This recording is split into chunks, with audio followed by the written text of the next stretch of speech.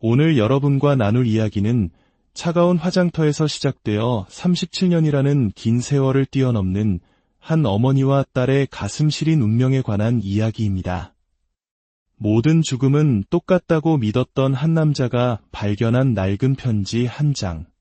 그 편지는 얼음처럼 차가웠던 한 의사의 심장을 녹이고 세대를 이어 흐르는 사랑의 기적을 만들어냈습니다.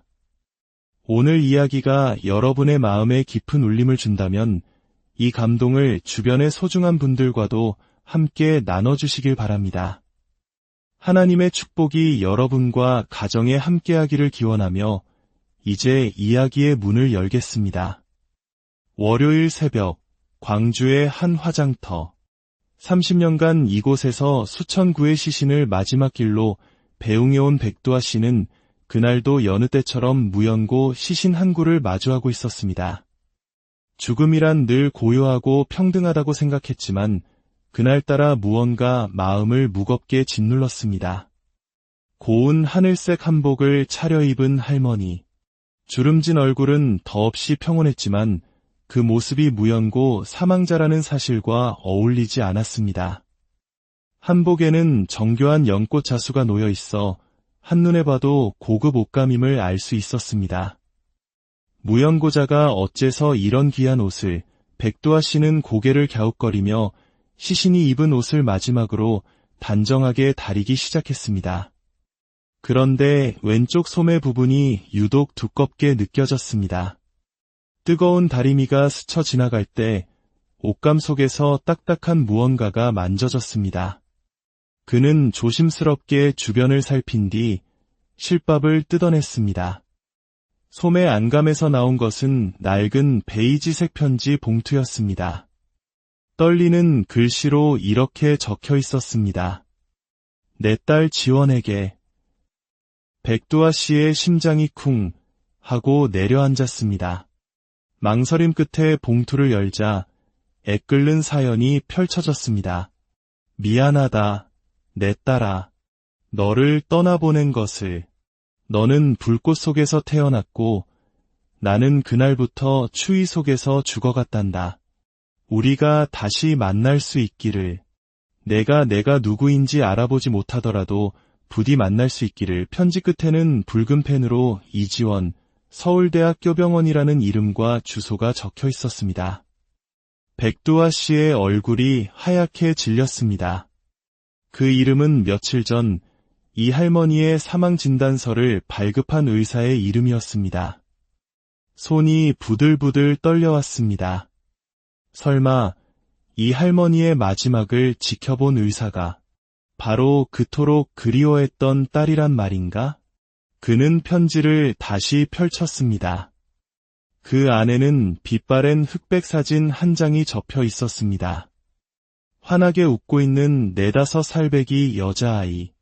그 아이의 해맑은 눈매가 방금 전까지 싸늘하게 누워있던 할머니의 얼굴과 기이하게도 닮아 있었습니다.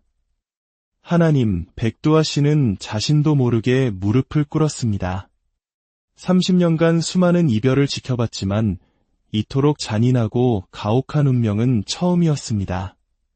할머니는 세상에 홀로 남아 죽음을 맞이했습니다. 그 누구도 슬퍼해주는 이 없이. 하지만 그녀에게는 딸이 있었습니다.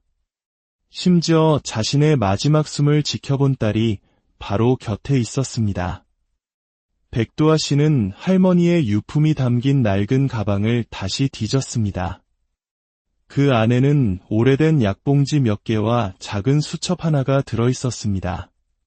수첩을 펼치자 편지와 같은 떨리는 글씨체로 딸의 인생이 빼곡히 기록되어 있었습니다. 1995년 3월 2일, 우리 지원이 의대 합격. 자랑스럽다. 2002년 3월, 지원이 레지던트 시작. 부디 힘들지 않기를. 2006년 2월, 지원이 응급의학과 전문에 취득. 장한 내 딸, 모든 페이지가 멀리서 지켜본 딸의 삶을 담은 어머니의 일기였습니다. 그리고 마지막 장에는 이런 글이 남아 있었습니다. 내일 서울대병원에 간다. 심장이 너무 아프다. 마지막으로 우리 지원이를 볼 수 있을까? 그 아이가 나를 알아볼까? 아니, 모르는 게 낫겠지. 나는 그 아이에게 한평생 부끄러운 어미였으니까 백두아 씨의 눈에서 뜨거운 눈물이 뺨을 타고 흘러내렸습니다. 이 할머니는 딸을 버린 것이 아니었습니다. 단 하루도 딸을 잊지 못하고 멀리서 그림자처럼 딸의 삶을 지켜보며 평생을 살아온 것이었습니다. 죽음의 문턱에서조차 딸에게 전하고 싶었던 그 절절한 사랑의 고백이 이 편지에 담겨 있었습니다. 하지만 이제 할머니는 한 줌의 재가 될 운명이었고 딸인 이지원은 어머니가 바로 곁에서 죽어갔다는 사실조차 까맣게 모르고 있었습니다. 백두아 씨는 결심했습니다. 이 편지를 반드시 이지원 과장에게 전해야 한다고. 너무 늦어버렸지만 어머니의 마지막 사랑만큼은 딸에게 온전히 전해져야만 했습니다. 그는 편지를 소중히 접어 가슴 주머니에 넣고 할머니의 시신을 마지막으로 정성껏 정리하며 속삭였습니다. 할머니, 제가 꼭 전해드릴게요. 당신의 사랑을. 화장터의 굴뚝에서 희뿌연 연기가 피어오르기 시작했습니다. 할머니의 육신은 불길 속으로 사라져갔지만 그녀가 평생을 품어온 사랑은 이제 막달을 향한 긴 여행을 시작하려 하고 있었습니다. 같은 시각 서울대학교 병원 응급실은 전쟁터나 다름없었습니다. 쉴 새 없이 울리는 사이렌 소리, 분주하게 오가는 의료진들의 발걸음, 그리고 차가운 형광등 불빛 아래 생사의 경계를 넘나드는 환자들의 신음소리가 뒤섞여 있었습니다. 얼음 공주. 응급의학과 과장 이지원을 두고 동료들이 부르는 별명이었습니다. 10년간 응급실에서 일하며 단 한 번도 사적인 감정을 드러낸 적 없는 그녀는 그날도 6시간째 수술복 차림으로 환자들을 돌보고 있었습니다. 하얀 가운에 틴 핏자국만큼이나 그녀의 표정은 차갑고 냉정했습니다. 과장님, 77세 여성 환자, 심정지입니다. 간호사의 다급한 외침에 이지원은 곧장 중환자실로 향했습니다. 침대 위에는 하늘색 한복을 입은 할머니가 누워 있었습니다. 심전도 모니터의 직선은 이미 모든 것이 끝났음을 알리고 있었습니다. 심정지 상태, 언제부터였습니까? 30분 전부터 CPR을 계속 시행했지만 이지원은 기계적으로 할머니의 맥박과 동공 반응을 확인했습니다. 모든 생체 징후는 이미 사라진 지 오래였습니다. 그녀는 침착하게 시계를 보며 선언했습니다. 사망시각 새벽 2시 47분. 그녀의 목소리에는 어떤 감정도 실려있지 않았습니다. 간호사들이 할머니의 시신을 정리하는 동안 이지원은 사망진단서를 작성하며 무심코 할머니의 얼굴을 다시 바라보았습니다. 아주 평온한 얼굴이었습니다. 마치 긴 잠에 빠진 듯한. 서류에 적힌 이름은 한서연, 77세. 또 한 명의 무연고 사망자였습니다. 그런데 이상했습니다. 가슴 한구석이 서늘하게 아려왔습니다. 할머니를 처음 본 순간부터 느껴졌던 알 수 없는 감정. 마치 아주 오래전부터 알고 지낸 사람처럼 무언가 중요한 것을 놓치고 있는 듯한 기묘한 느낌이었습니다. 그녀의 시선은 할머니의 목에 걸린 작은 옥 목걸이에 멎었습니다. 오래되어 낡았지만 주인의 손길이 닿은 듯 반질반질 윤이 나는 옥 목걸이. 그 따뜻한 빛깔이 왜인지 낯설지가 않았습니다. 이지원은 그날 밤 병원 휴게실에서 잠시 눈을 붙이다 무의식적으로 자신의 목에 걸린 옥 펜던트를 만졌습니다. 어릴 적 고아원에서부터 늘 지니고 있던 작은 옥 목걸이. 양어머니는 그녀가 입양될 때 목에 걸고 있던 유일한 소지품이라고 했습니다. 지원아, 이건 내 친어머니가 주신 걸 거야. 내가 태어날 때부터 가지고 있던 거란다. 양어머니의 목소리가 귓가에 맴돌았습니다. 자신의 친어머니는 어떤 사람일까? 왜 나를 버렸을까? 어릴 적엔 늘 궁금했지만 의사가 되고 일에만 매달리면서 그런 궁금증도 희미해진 지 오래였습니다. 차라리 모르는 편이 낫다고 스스로를 위로하며 살아왔습니다. 하지만 그날 이후 이지원의 머릿속에서 한서연 할머니의 얼굴이 떠나지 않았습니다. 평온했던 얼굴, 단정하게 차려입은 하늘색 한복, 그리고 그 작은 옥 목걸이까지 모든 것이 마음에 무겁게 내려앉았습니다. 며칠 후 그녀는 침실 서랍 깊숙한 곳에서 자신이 고아원에 처음 들어올 때 입고 있던 작은 옷가지를 꺼내 보았습니다. 그 속에서 빛바랜 하늘색 한복 저고리가 나왔습니다. 며칠 전 할머니가 입고 있던 한복과 똑같은 색이었습니다. 이지원의 심장이 세차게 뛰기 시작했습니다. 설마. 하지만 그녀는 이내 고개를 저었습니다. 그저 우연의 일치일 뿐이라고 섣부른 감상에 빠지지 말자고 스스로를 다잡았습니다. 하지만 그녀는 알지 못했습니다.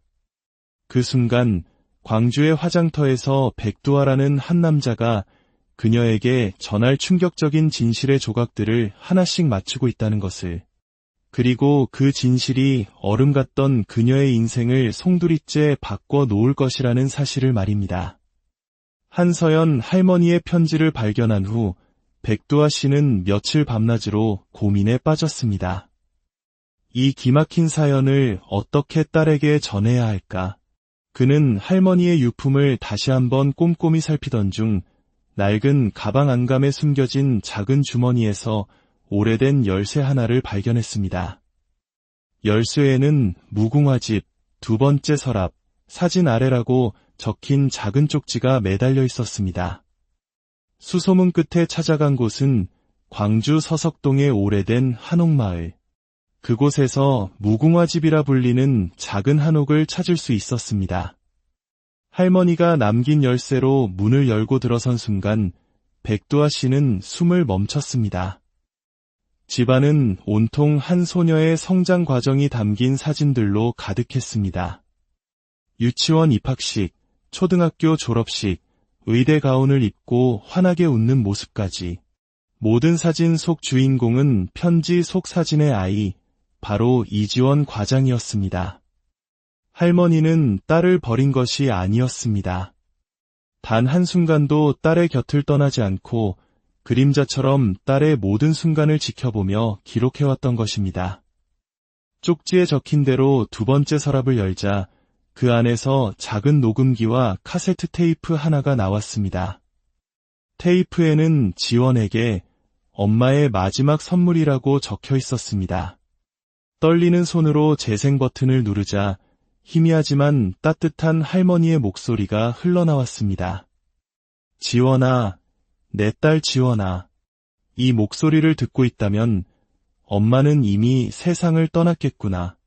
엄마가 왜 너를 버렸는지 많이 궁금했지? 사실 엄마는 너를 버린 게 아니란다. 녹음기에서는 한서연 할머니가 평생 가슴에 묻어두었던 비밀이 흘러나왔습니다. 22살 어린 나이, 이미 가정이 있던 남자와의 사이에서 원치 않는 임신을 하고 가족에게 외면당한 채 홀로 딸을 낳아야 했던 기구한 사연. 아무것도 해줄 수 없는 자신의 처지를 비관하며 딸에게 더 나은 삶을 주기 위해 눈물을 머금고 고아원에 맡길 수밖에 없었다는 절절한 고백이었습니다.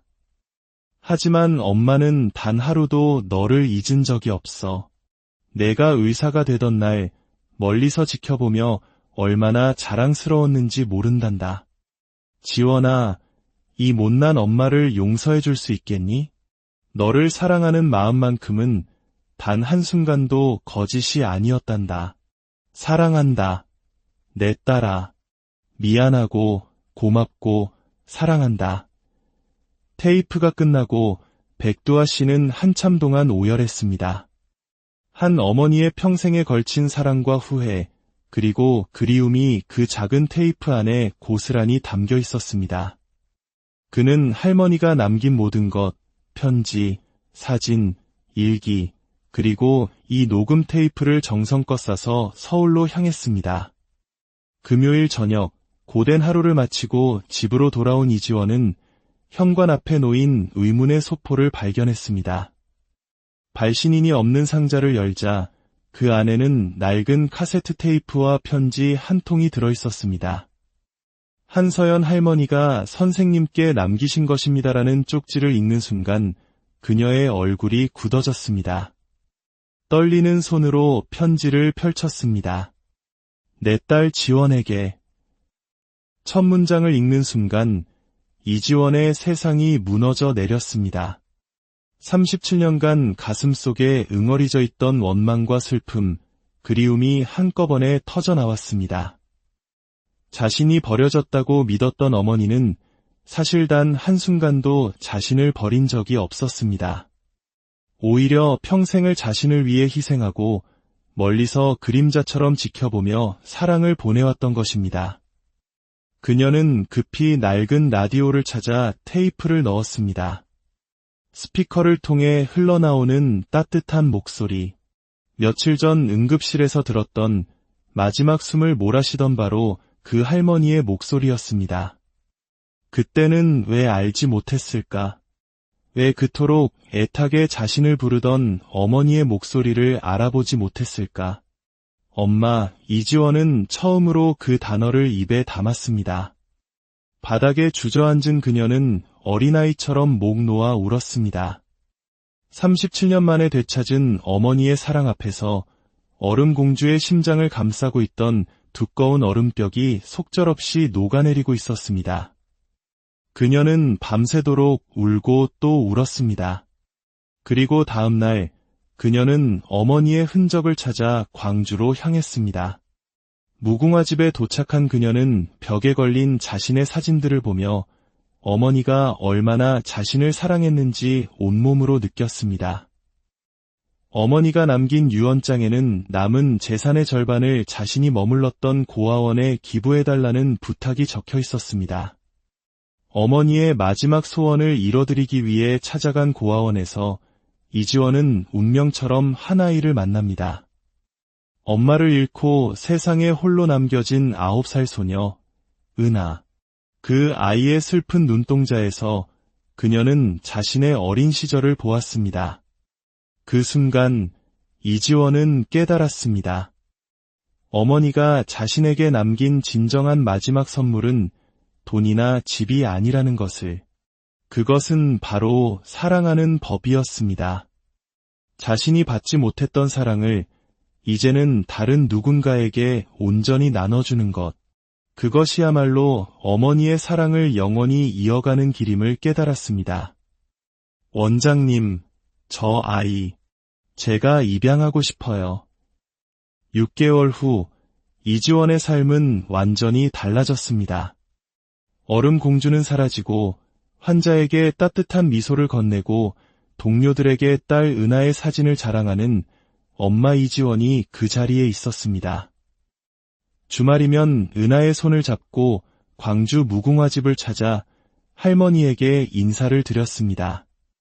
어느 날 밤 은하가 이지원의 품에 안겨 잠들기 전 속삭였습니다. 엄마, 할머니가 엄마를 한 번도 안아주지 못해서 하늘나라에서 많이 아쉬워하실 것 같아요. 이지원의 눈에서 조용히 눈물이 흘렀습니다. 은하의 말이 맞았습니다. 어머니는 평생 딸을 단 한 번도 품에 안아보지 못했습니다. 하지만 그녀는 알았습니다. 비록 육신으로는 안아주지 못했지만 어머니의 사랑이 지금 자신을 통해 은하에게 고스란히 전해지고 있다는 것을, 그리고 이것이야말로 시공을 초월한 세상에서 가장 따뜻하고 진정한 포옹이라는 것을. 이지원은 잠든 은하의 머리를 쓰다듬으며 하늘을 향해 속삭였습니다. 엄마, 보고 계시죠? 엄마의 사랑, 이제 제가 이렇게 이어가고 있어요. 엄마가 저에게 주신 사랑만큼 제가 은하를 사랑할게요. 그러니 하늘에서 편히 쉬세요. 사랑해요. 엄마. 한서연 할머니와 이지원의 이야기는 우리에게 묻습니다. 진정한 사랑이란 무엇이며 용서란 어디에서 시작되는지를 말입니다. 사랑은 결코 사라지지 않습니다. 다만 다른 모습으로, 다른 세대로 끝없이 이어질 뿐입니다. 은하를 통해 계속될 그녀들의 사랑처럼 말입니다.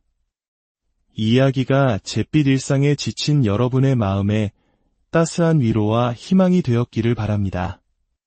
구독과 좋아요는 저희에게 큰 힘이 되며 더 많은 분들께 이처럼 소중한 이야기를 전하는 축복의 통로가 됩니다. 여러분의 삶에 늘 하나님의 오늘 여러분과 나눌 이야기는 차가운 화장터에서 시작되어 37년이라는 긴 세월을 뛰어넘는 한 어머니와 딸의 가슴 시린 운명에 관한 이야기입니다. 모든 죽음은 똑같다고 믿었던 한 남자가 발견한 낡은 편지 한 장.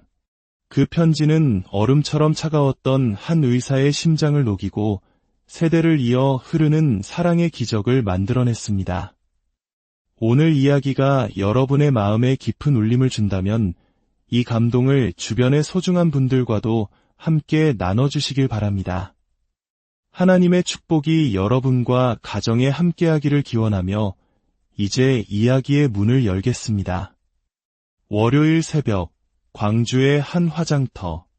30년간 이곳에서 수천 구의 시신을 마지막 길로 배웅해온 백두아 씨는 그날도 여느 때처럼 무연고 시신 한 구를 마주하고 있었습니다. 죽음이란 늘 고요하고 평등하다고 생각했지만 그날따라 무언가 마음을 무겁게 짓눌렀습니다. 고운 하늘색 한복을 차려입은 할머니. 주름진 얼굴은 더없이 평온했지만 그 모습이 무연고 사망자라는 사실과 어울리지 않았습니다. 한복에는 정교한 연꽃 자수가 놓여 있어 한눈에 봐도 고급 옷감임을 알 수 있었습니다. 무연고자가 어째서 이런 귀한 옷을, 백두아 씨는 고개를 갸웃거리며 시신이 입은 옷을 마지막으로 단정하게 다리기 시작했습니다. 그런데 왼쪽 소매 부분이 유독 두껍게 느껴졌습니다.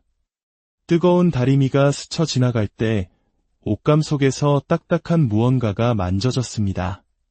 그는 조심스럽게 주변을 살핀 뒤 실밥을 뜯어냈습니다. 소매 안감에서 나온 것은 낡은 베이지색 편지 봉투였습니다. 떨리는 글씨로 이렇게 적혀 있었습니다. 내 딸 지원에게. 백두아 씨의 심장이 쿵 하고 내려앉았습니다. 망설임 끝에 봉투를 열자 애끓는 사연이 펼쳐졌습니다. 미안하다, 내 딸아. 너를 떠나보낸 것을. 너는 불꽃 속에서 태어났고 나는 그날부터 추위 속에서 죽어갔단다. 우리가 다시 만날 수 있기를. 내가 누구인지 알아보지 못하더라도 부디 만날 수 있기를. 편지 끝에는 붉은 펜으로 이지원, 서울대학교병원이라는 이름과 주소가 적혀 있었습니다. 백두아 씨의 얼굴이 하얗게 질렸습니다. 그 이름은 며칠 전 이 할머니의 사망 진단서를 발급한 의사의 이름이었습니다. 손이 부들부들 떨려왔습니다. 설마 이 할머니의 마지막을 지켜본 의사가 바로 그토록 그리워했던 딸이란 말인가? 그는 편지를 다시 펼쳤습니다. 그 안에는 빛바랜 흑백 사진 한 장이 접혀 있었습니다. 환하게 웃고 있는 4~5살배기 여자아이. 그 아이의 해맑은 눈매가 방금 전까지 싸늘하게 누워있던 할머니의 얼굴과 기이하게도 닮아 있었습니다. 하나님, 백두아 씨는 자신도 모르게 무릎을 꿇었습니다. 30년간 수많은 이별을 지켜봤지만 이토록 잔인하고 가혹한 운명은 처음이었습니다. 할머니는 세상에 홀로 남아 죽음을 맞이했습니다. 그 누구도 슬퍼해주는 이 없이. 하지만 그녀에게는 딸이 있었습니다. 심지어 자신의 마지막 숨을 지켜본 딸이 바로 곁에 있었습니다. 백두아 씨는 할머니의 유품이 담긴 낡은 가방을 다시 뒤졌습니다. 그 안에는 오래된 약봉지 몇 개와 작은 수첩 하나가 들어있었습니다. 수첩을 펼치자 편지와 같은 떨리는 글씨체로 딸의 인생이 빼곡히 기록되어 있었습니다. 1995년 3월 2일, 우리 지원이 의대 합격. 자랑스럽다. 2002년 3월, 지원이 레지던트 시작. 부디 힘들지 않기를. 2006년 2월, 지원이 응급의학과 전문에 취득. 장한 내 딸, 모든 페이지가 멀리서 지켜본 딸의 삶을 담은 어머니의 일기였습니다. 그리고 마지막 장에는 이런 글이 남아 있었습니다. 내일 서울대병원에 간다. 심장이 너무 아프다. 마지막으로 우리 지원이를 볼 수 있을까? 그 아이가 나를 알아볼까? 아니, 모르는 게 낫겠지. 나는 그 아이에게 한평생 부끄러운 어미였으니까 백두아 씨의 눈에서 뜨거운 눈물이 뺨을 타고 흘러내렸습니다. 이 할머니는 딸을 버린 것이 아니었습니다. 단 하루도 딸을 잊지 못하고 멀리서 그림자처럼 딸의 삶을 지켜보며 평생을 살아온 것이었습니다. 죽음의 문턱에서조차 딸에게 전하고 싶었던 그 절절한 사랑의 고백이 이 편지에 담겨 있었습니다. 하지만 이제 할머니는 한 줌의 재가 될 운명이었고 딸인 이지원은 어머니가 바로 곁에서 죽어갔다는 사실조차 까맣게 모르고 있었습니다. 백두아 씨는 결심했습니다. 이 편지를 반드시 이지원 과장에게 전해야 한다고. 너무 늦어버렸지만 어머니의 마지막 사랑만큼은 딸에게 온전히 전해져야만 했습니다. 그는 편지를 소중히 접어 가슴 주머니에 넣고 할머니의 시신을 마지막으로 정성껏 정리하며 속삭였습니다. 할머니, 제가 꼭 전해드릴게요. 당신의 사랑을. 화장터의 굴뚝에서 희뿌연 연기가 피어오르기 시작했습니다. 할머니의 육신은 불길 속으로 사라져갔지만 그녀가 평생을 품어온 사랑은 이제 막달을 향한 긴 여행을 시작하려 하고 있었습니다. 같은 시각 서울대학교 병원 응급실은 전쟁터나 다름없었습니다. 쉴 새 없이 울리는 사이렌 소리, 분주하게 오가는 의료진들의 발걸음, 그리고 차가운 형광등 불빛 아래 생사의 경계를 넘나드는 환자들의 신음소리가 뒤섞여 있었습니다. 얼음 공주. 응급의학과 과장 이지원을 두고 동료들이 부르는 별명이었습니다. 10년간 응급실에서 일하며 단 한 번도 사적인 감정을 드러낸 적 없는 그녀는 그날도 6시간째 수술복 차림으로 환자들을 돌보고 있었습니다. 하얀 가운에 틴 핏자국만큼이나 그녀의 표정은 차갑고 냉정했습니다. 과장님, 77세 여성 환자, 심정지입니다. 간호사의 다급한 외침에 이지원은 곧장 중환자실로 향했습니다. 침대 위에는 하늘색 한복을 입은 할머니가 누워 있었습니다. 심전도 모니터의 직선은 이미 모든 것이 끝났음을 알리고 있었습니다. 심정지 상태, 언제부터였습니까? 30분 전부터 CPR을 계속 시행했지만 이지원은 기계적으로 할머니의 맥박과 동공 반응을 확인했습니다. 모든 생체 징후는 이미 사라진 지 오래였습니다. 그녀는 침착하게 시계를 보며 선언했습니다. 사망시각 새벽 2시 47분. 그녀의 목소리에는 어떤 감정도 실려있지 않았습니다. 간호사들이 할머니의 시신을 정리하는 동안 이지원은 사망진단서를 작성하며 무심코 할머니의 얼굴을 다시 바라보았습니다. 아주 평온한 얼굴이었습니다. 마치 긴 잠에 빠진 듯한. 서류에 적힌 이름은 한서연, 77세. 또 한 명의 무연고 사망자였습니다. 그런데 이상했습니다. 가슴 한구석이 서늘하게 아려왔습니다. 할머니를 처음 본 순간부터 느껴졌던 알 수 없는 감정. 마치 아주 오래전부터 알고 지낸 사람처럼 무언가 중요한 것을 놓치고 있는 듯한 기묘한 느낌이었습니다. 그녀의 시선은 할머니의 목에 걸린 작은 옥 목걸이에 멎었습니다. 오래되어 낡았지만 주인의 손길이 닿은 듯 반질반질 윤이 나는 옥 목걸이. 그 따뜻한 빛깔이 왜인지 낯설지가 않았습니다. 이지원은 그날 밤 병원 휴게실에서 잠시 눈을 붙이다 무의식적으로 자신의 목에 걸린 옥 펜던트를 만졌습니다. 어릴 적 고아원에서부터 늘 지니고 있던 작은 옥 목걸이. 양어머니는 그녀가 입양될 때 목에 걸고 있던 유일한 소지품이라고 했습니다. 지원아, 이건 내 친어머니가 주신 걸 거야. 내가 태어날 때부터 가지고 있던 거란다. 양어머니의 목소리가 귓가에 맴돌았습니다. 자신의 친어머니는 어떤 사람일까? 왜 나를 버렸을까? 어릴 적엔 늘 궁금했지만 의사가 되고 일에만 매달리면서 그런 궁금증도 희미해진 지 오래였습니다. 차라리 모르는 편이 낫다고 스스로를 위로하며 살아왔습니다. 하지만 그날 이후 이지원의 머릿속에서 한서연 할머니의 얼굴이 떠나지 않았습니다. 평온했던 얼굴, 단정하게 차려입은 하늘색 한복, 그리고 그 작은 옥 목걸이까지 모든 것이 마음에 무겁게 내려앉았습니다. 며칠 후 그녀는 침실 서랍 깊숙한 곳에서 자신이 고아원에 처음 들어올 때 입고 있던 작은 옷가지를 꺼내 보았습니다. 그 속에서 빛바랜 하늘색 한복 저고리가 나왔습니다. 며칠 전 할머니가 입고 있던 한복과 똑같은 색이었습니다. 이지원의 심장이 세차게 뛰기 시작했습니다. 설마. 하지만 그녀는 이내 고개를 저었습니다. 그저 우연의 일치일 뿐이라고 섣부른 감상에 빠지지 말자고 스스로를 다잡았습니다. 하지만 그녀는 알지 못했습니다.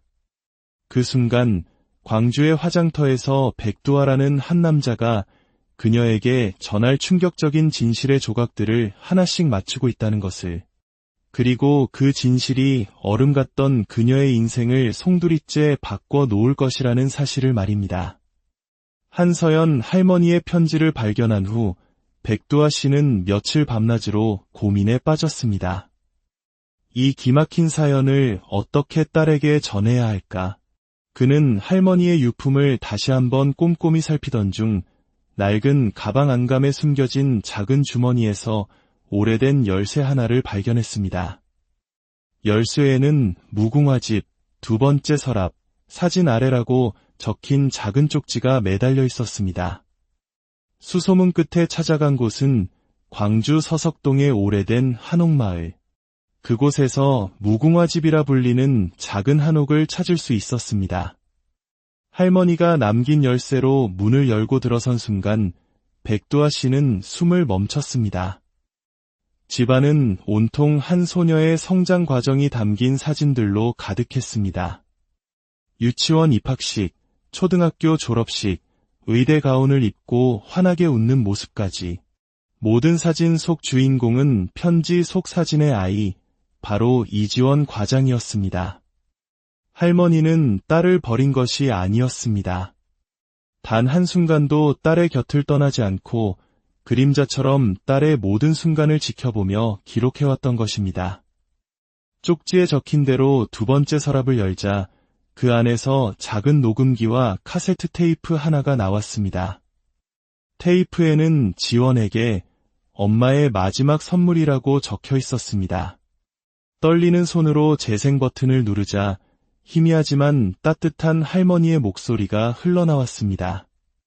지원아, 내 딸 지원아. 이 목소리를 듣고 있다면 엄마는 이미 세상을 떠났겠구나. 엄마가 왜 너를 버렸는지 많이 궁금했지? 사실 엄마는 너를 버린 게 아니란다. 녹음기에서는 한서연 할머니가 평생 가슴에 묻어두었던 비밀이 흘러나왔습니다. 22살 어린 나이, 이미 가정이 있던 남자와의 사이에서 원치 않는 임신을 하고 가족에게 외면당한 채 홀로 딸을 낳아야 했던 기구한 사연. 아무것도 해줄 수 없는 자신의 처지를 비관하며 딸에게 더 나은 삶을 주기 위해 눈물을 머금고 고아원에 맡길 수밖에 없었다는 절절한 고백이었습니다. 하지만 엄마는 단 하루도 너를 잊은 적이 없어. 내가 의사가 되던 날 멀리서 지켜보며 얼마나 자랑스러웠는지 모른단다. 지원아, 이 못난 엄마를 용서해 줄 수 있겠니? 너를 사랑하는 마음만큼은 단 한순간도 거짓이 아니었단다. 사랑한다. 내 딸아. 미안하고 고맙고 사랑한다. 테이프가 끝나고 백두아 씨는 한참 동안 오열했습니다. 한 어머니의 평생에 걸친 사랑과 후회, 그리고 그리움이 그 작은 테이프 안에 고스란히 담겨 있었습니다. 그는 할머니가 남긴 모든 것, 편지, 사진, 일기, 그리고 이 녹음 테이프를 정성껏 싸서 서울로 향했습니다. 금요일 저녁, 고된 하루를 마치고 집으로 돌아온 이지원은 현관 앞에 놓인 의문의 소포를 발견했습니다. 발신인이 없는 상자를 열자 그 안에는 낡은 카세트 테이프와 편지 한 통이 들어있었습니다.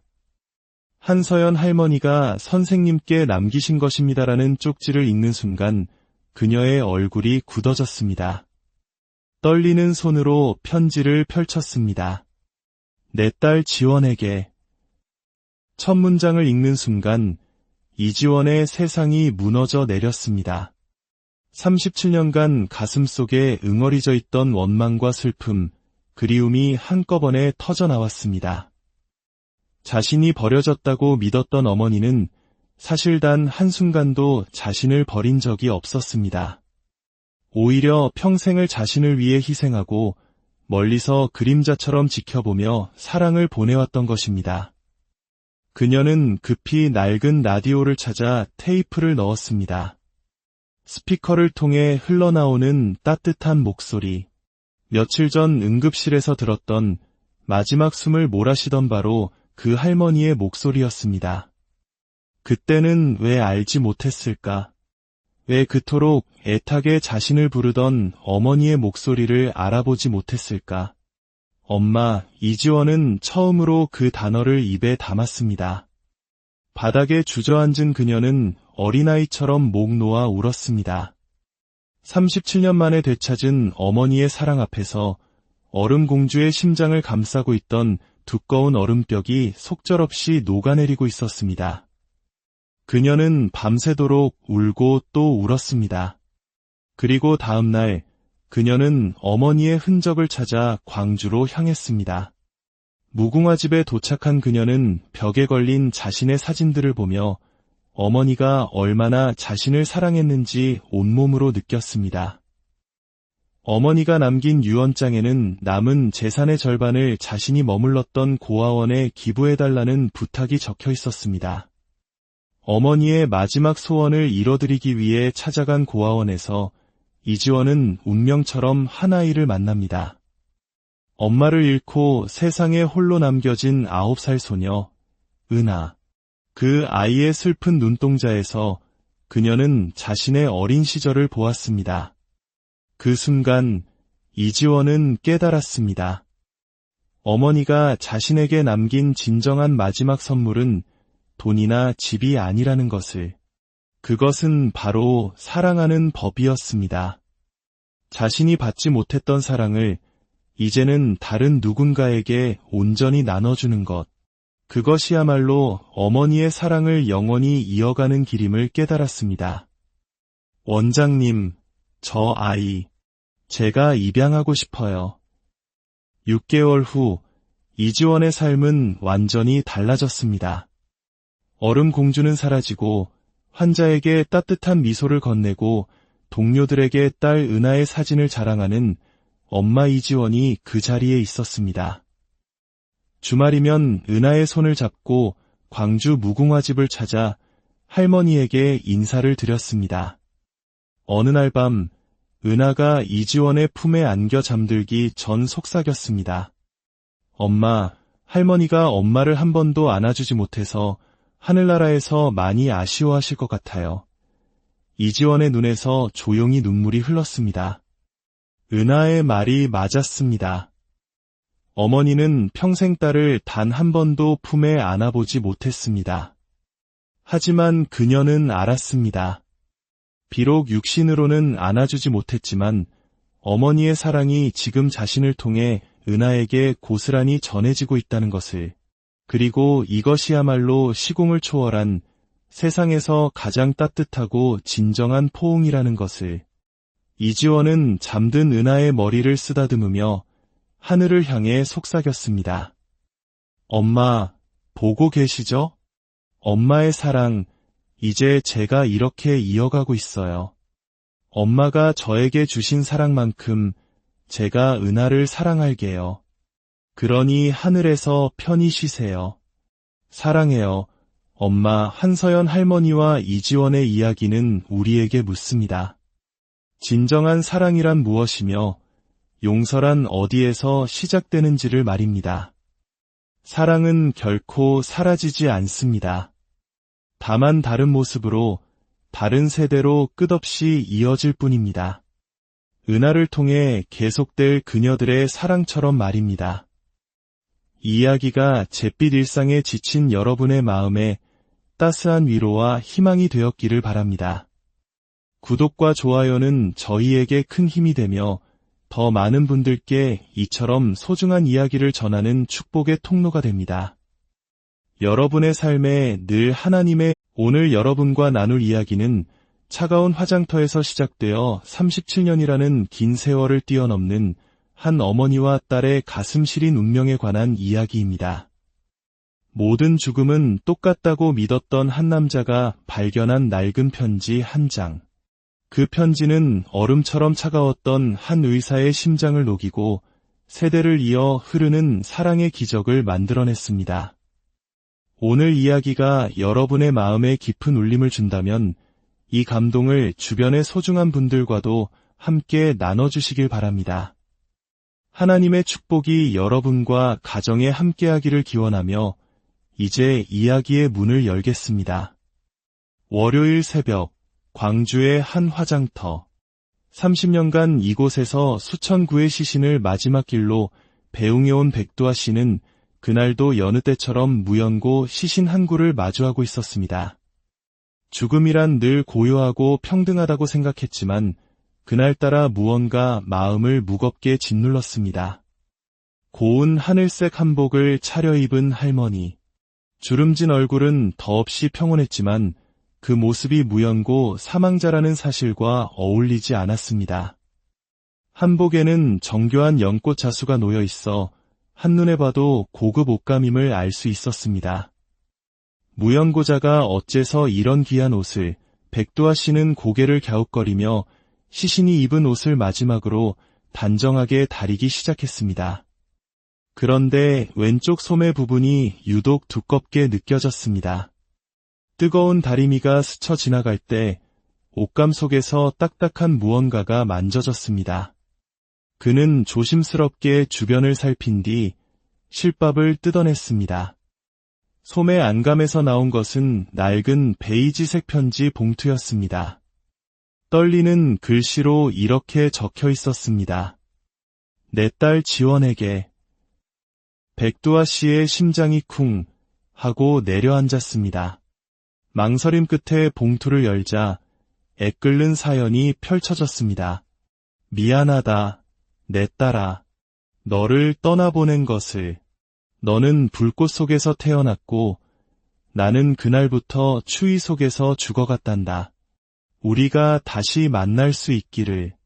내가 누구인지 알아보지 못하더라도 부디 만날 수 있기를. 편지 끝에는 붉은 펜으로 이지원, 서울대학교병원이라는 이름과 주소가 적혀 있었습니다.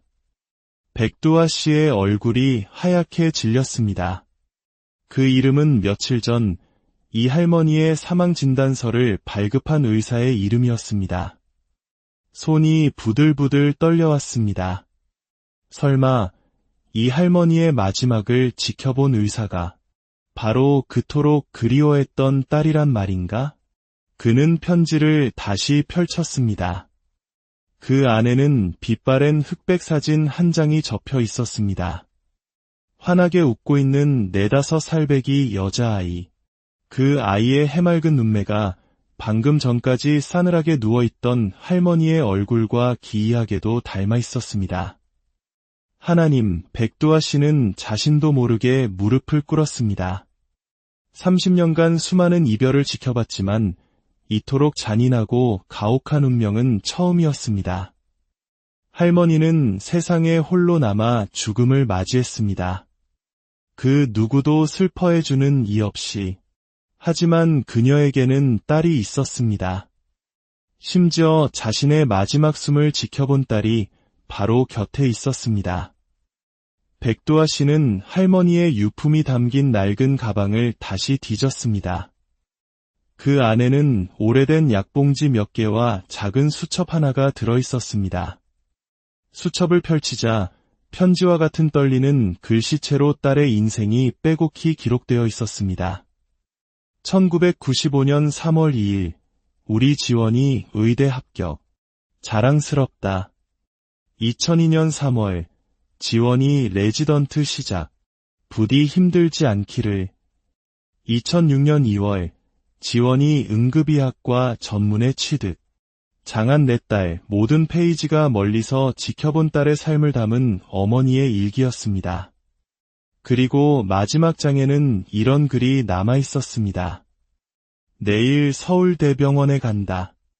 심장이 너무 아프다. 마지막으로 우리 지원이를 볼 수 있을까? 그 아이가 나를 알아볼까? 아니, 모르는 게 낫겠지. 나는 그 아이에게 한평생 부끄러운 어미였으니까 백두아 씨의 눈에서 뜨거운 눈물이 뺨을 타고 흘러내렸습니다. 이 할머니는 딸을 버린 것이 아니었습니다. 단 하루도 딸을 잊지 못하고 멀리서 그림자처럼 딸의 삶을 지켜보며 평생을 살아온 것이었습니다. 죽음의 문턱에서조차 딸에게 전하고 싶었던 그 절절한 사랑의 고백이 이 편지에 담겨 있었습니다. 하지만 이제 할머니는 한 줌의 재가 될 운명이었고 딸인 이지원은 어머니가 바로 곁에서 죽어갔다는 사실조차 까맣게 모르고 있었습니다. 백두아 씨는 결심했습니다. 이 편지를 반드시 이지원 과장에게 전해야 한다고. 너무 늦어버렸지만 어머니의 마지막 사랑만큼은 딸에게 온전히 전해져야만 했습니다. 그는 편지를 소중히 접어 가슴 주머니에 넣고 할머니의 시신을 마지막으로 정성껏 정리하며 속삭였습니다. 할머니, 제가 꼭 전해드릴게요. 당신의 사랑을. 화장터의 굴뚝에서 희뿌연 연기가 피어오르기 시작했습니다.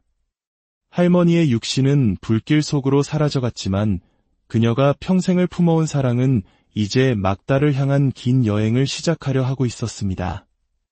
같은 시각 서울대학교병원 응급실은 전쟁터나 다름없었습니다. 쉴 새 없이 울리는 사이렌 소리, 분주하게 오가는 의료진들의 발걸음, 그리고 차가운 형광등 불빛 아래 생사의 경계를 넘나드는 환자들의 신음소리가 뒤섞여 있었습니다. 얼음 공주. 응급의학과 과장 이지원을 두고 동료들이 부르는 별명이었습니다. 10년간 응급실에서 일하며 단 한 번도 사적인 감정을 드러낸 적 없는 그녀는 그날도 6시간째 수술복 차림으로 환자들을 돌보고 있었습니다. 하얀 가운에 튄 핏자국만큼이나 그녀의 표정은 차갑고 냉정했습니다. 과장님, 77세 여성 환자, 심정지입니다. 간호사의 다급한 외침에 이지원은 곧장 중환자실로 향했습니다. 침대 위에는 하늘색 한복을 입은 할머니가 누워 있었습니다. 심전도 모니터의 직선은 이미 모든 것이 끝났음을 알리고 있었습니다. 심정지 상태, 언제부터였습니까? 30분 전부터 CPR을 계속 시행했지만 이지원은 기계적으로 할머니의 맥박과 동공 반응을 확인했습니다. 모든 생체 징후는 이미 사라진 지 오래였습니다. 그녀는 침착하게 시계를 보며 선언했습니다.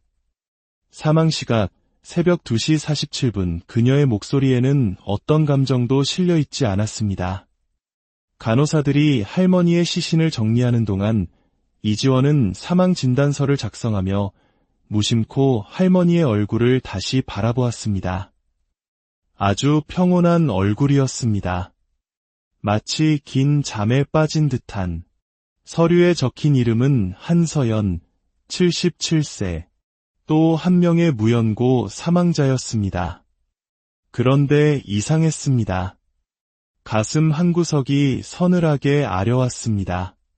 할머니를 처음 본 순간부터 느껴졌던 알 수 없는 감정. 마치 아주 오래전부터 알고 지낸 사람처럼 무언가 중요한 것을 놓치고 있는 듯한 기묘한 느낌이었습니다. 그녀의 시선은 할머니의 목에 걸린 작은 옥 목걸이에 멎었습니다. 오래되어 낡았지만 주인의 손길이 닿은 듯 반질반질 윤이 나는 옥 목걸이.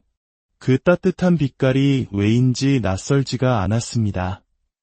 이지원은 그날 밤 병원 휴게실에서 잠시 눈을 붙이다 무의식적으로 자신의 목에 걸린 옥 펜던트를 만졌습니다. 어릴 적 고아원에서부터 늘 지니고 있던 작은 옥 목걸이. 양어머니는 그녀가 입양될 때 목에 걸고 있던 유일한 소지품이라고 했습니다. 지원아, 이건 내 친어머니가 주신 걸 거야. 내가 태어날 때부터 가지고 있던 거란다. 양어머니의 목소리가 귓가에 맴돌았습니다. 자신의 친어머니는 어떤 사람일까? 왜 나를 버렸을까? 어릴 적엔 늘 궁금했지만 의사가 되고 일에만 매달리면서 그런 궁금증도 희미해진 지 오래였습니다. 차라리 모르는 편이 낫다고 스스로를 위로하며 살아왔습니다. 하지만 그날 이후 이지원의 머릿속에서 한서연 할머니의 얼굴이 떠나지 않았습니다.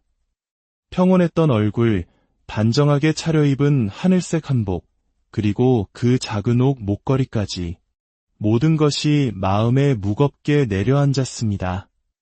며칠 후 그녀는 침실 서랍 깊숙한 곳에서 자신이 고아원에 처음 들어올 때 입고 있던 작은 옷가지를 꺼내 보았습니다. 그 속에서 빛바랜 하늘색 한복 저고리가 나왔습니다. 며칠 전 할머니가 입고 있던 한복과 똑같은 색이었습니다. 이지원의 심장이 세차게 뛰기 시작했습니다. 설마. 하지만 그녀는 이내 고개를 저었습니다. 그저 우연의 일치일 뿐이라고 섣부른 감상에 빠지지 말자고 스스로를 다잡았습니다. 하지만 그녀는 알지 못했습니다. 그 순간 광주의 화장터에서 백두아라는 한 남자가 그녀에게 전할 충격적인 진실의 조각들을 하나씩 맞추고 있다는 것을, 그리고 그 진실이 얼음 같던 그녀의 인생을 송두리째 바꿔 놓을 것이라는 사실을 말입니다. 한서연 할머니의 편지를 발견한 후 백두아 씨는 며칠 밤낮으로 고민에 빠졌습니다. 이 기막힌 사연을 어떻게 딸에게 전해야 할까? 그는 할머니의 유품을 다시 한번 꼼꼼히 살피던 중 낡은 가방 안감에 숨겨진 작은 주머니에서 오래된 열쇠 하나를 발견했습니다. 열쇠에는 무궁화집, 두 번째 서랍, 사진 아래라고 적힌 작은 쪽지가 매달려 있었습니다. 수소문 끝에 찾아간 곳은 광주 서석동의 오래된 한옥마을. 그곳에서 무궁화집이라 불리는 작은 한옥을 찾을 수 있었습니다. 할머니가 남긴 열쇠로 문을 열고 들어선 순간 백두아 씨는 숨을 멈췄습니다. 집안은 온통 한 소녀의 성장 과정이 담긴 사진들로 가득했습니다. 유치원 입학식, 초등학교 졸업식, 의대 가운을 입고 환하게 웃는 모습까지. 모든 사진 속 주인공은 편지 속 사진의 아이, 바로 이지원 과장이었습니다. 할머니는 딸을 버린 것이 아니었습니다. 단 한순간도 딸의 곁을 떠나지 않고 그림자처럼 딸의 모든 순간을 지켜보며 기록해왔던 것입니다. 쪽지에 적힌 대로 두 번째 서랍을 열자 그 안에서 작은 녹음기와 카세트 테이프 하나가 나왔습니다. 테이프에는 지원에게 엄마의 마지막 선물이라고 적혀 있었습니다. 떨리는 손으로 재생 버튼을 누르자 희미하지만 따뜻한 할머니의 목소리가 흘러나왔습니다. 지원아, 내 딸 지원아. 이 목소리를 듣고 있다면 엄마는 이미 세상을 떠났겠구나. 엄마가 왜 너를 버렸는지 많이 궁금했지? 사실 엄마는 너를 버린 게 아니란다. 녹음기에서는 한서연 할머니가 평생 가슴에 묻어두었던 비밀이 흘러나왔습니다.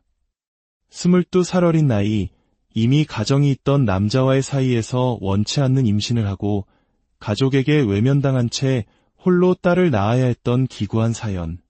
아무것도 해줄 수 없는 자신의 처지를 비관하며 딸에게 더 나은 삶을 주기 위해 눈물을 머금고 고아원에 맡길 수밖에 없었다는 절절한 고백이었습니다. 하지만 엄마는 단 하루도 너를 잊은 적이 없어. 내가 의사가 되던 날 멀리서 지켜보며 얼마나 자랑스러웠는지 모른단다. 지원아, 이 못난 엄마를 용서해 줄 수 있겠니? 너를 사랑하는 마음만큼은 단 한순간도 거짓이 아니었단다. 사랑한다. 내 딸아. 미안하고 고맙고 사랑한다. 테이프가 끝나고 백두아 씨는 한참 동안 오열했습니다. 한 어머니의 평생에 걸친 사랑과 후회, 그리고 그리움이 그 작은 테이프 안에 고스란히 담겨 있었습니다. 그는 할머니가 남긴 모든 것, 편지, 사진, 일기, 그리고 이 녹음 테이프를 정성껏 싸서 서울로 향했습니다. 금요일 저녁, 고된 하루를 마치고 집으로 돌아온 이지원은 현관 앞에 놓인 의문의 소포를 발견했습니다. 발신인이 없는 상자를 열자 그 안에는 낡은 카세트 테이프와 편지 한 통이 들어있었습니다. 한서연 할머니가 선생님께 남기신 것입니다라는 쪽지를 읽는 순간 그녀의 얼굴이 굳어졌습니다. 떨리는 손으로 편지를 펼쳤습니다. 내 딸 지원에게. 첫 문장을 읽는 순간 이지원의 세상이 무너져 내렸습니다. 37년간 가슴속에 응어리져 있던 원망과 슬픔, 그리움이 한꺼번에 터져나왔습니다. 자신이 버려졌다고 믿었던 어머니는 사실 단 한순간도 자신을 버린 적이 없었습니다. 오히려 평생을 자신을 위해 희생하고 멀리서 그림자처럼 지켜보며 사랑을 보내왔던 것입니다. 그녀는 급히 낡은 라디오를 찾아 테이프를 넣었습니다. 스피커를 통해 흘러나오는 따뜻한 목소리. 며칠 전 응급실에서 들었던 마지막 숨을 몰아쉬던 바로 그 할머니의 목소리였습니다. 그때는 왜 알지 못했을까? 왜 그토록 애타게 자신을 부르던 어머니의 목소리를 알아보지 못했을까?